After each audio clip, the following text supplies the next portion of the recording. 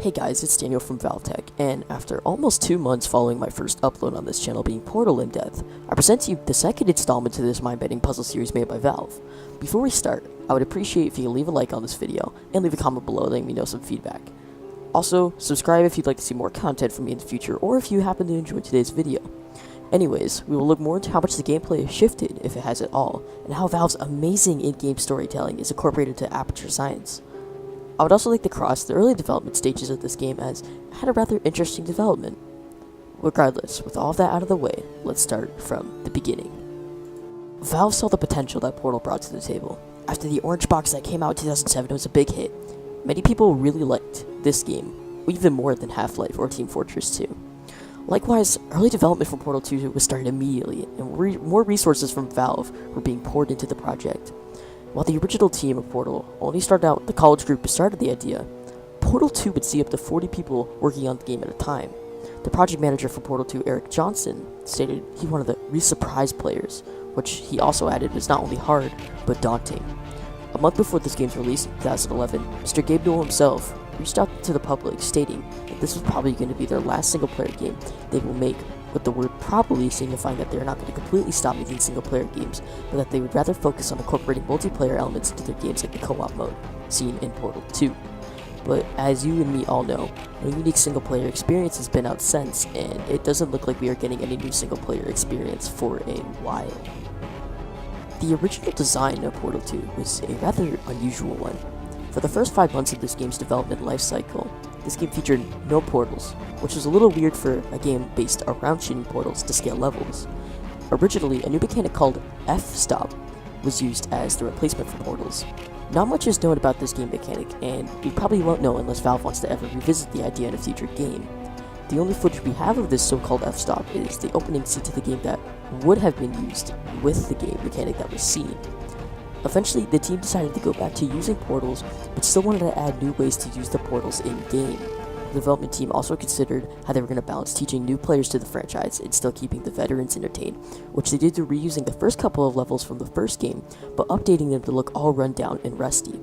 The maps look beautiful, with updated textures and nature cleaning back the area, but the magic of these levels is that they can be simple, but also help newer players, but also keep the veterans nostalgic, so they can enjoy the beginning stages of the game without getting bored. Portal 2 also steps out of the regular old white panel wall test chamber boundary, and you find yourself in older facilities as well. Not only is this fun and exciting for the player as it's different scenery, but the level design of the maps are also a lot more different. While in the present modern Aperture labs, you find that you're able to place portals almost everywhere around the test chamber. The same can't be said about the Aperture facility from the 50s that was made of more metal than moonrock panels.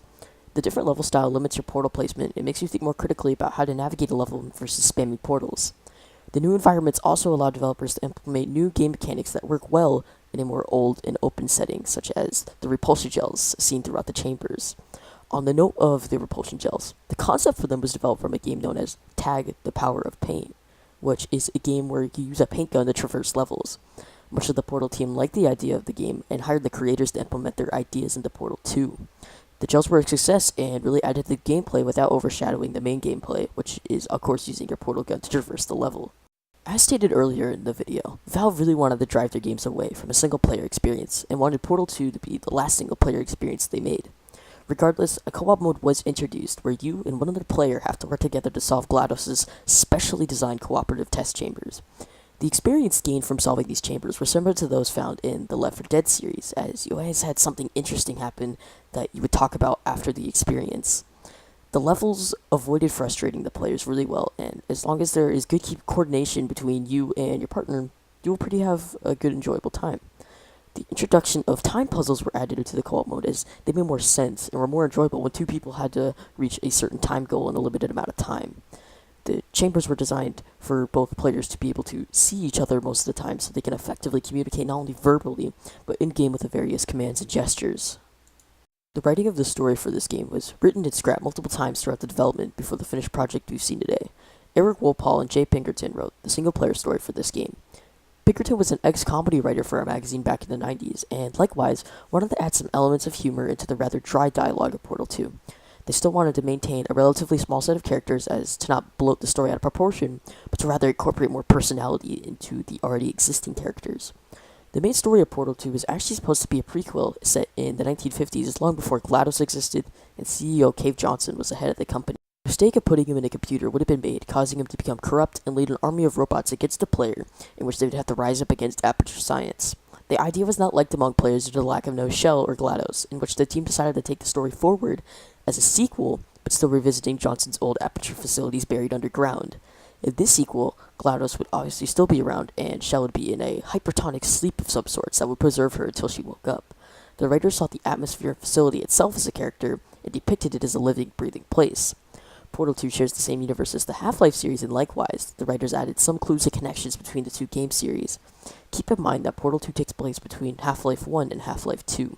In Portal 2, when you're exploring the old Aperture facilities, there's a certain hallway behind a machine in an office complex that leads you to a giant empty dock.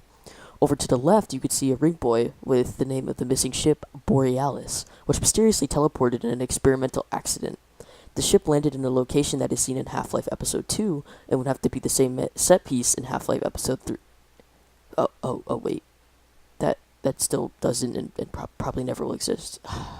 As for the music in Portal 2, it delivers on the same front that the previous game did, but the addition of more resources, I believe they were able to craft a more fleshed out soundtrack that had a little more personality and atmosphere to it. Overall, I have nothing to say much more than it's just as good as the first one, and is the icing on the cake. Oh god, I made another cake joke. Hey guys, I hope you enjoyed this video. It feels great finally getting out the second installment of the Indepth Portal series. I'm currently planning on covering Left 4 Dead in my next Indepth series, but that could be due to change. Otherwise, if you haven't already, please leave a like on the video and let me know what you want to see in the future. If you're enjoying this video and or enjoyed any of the other content I made this far, please consider subscribing to the channel to see more content from me in the future. Thank you and have a good day.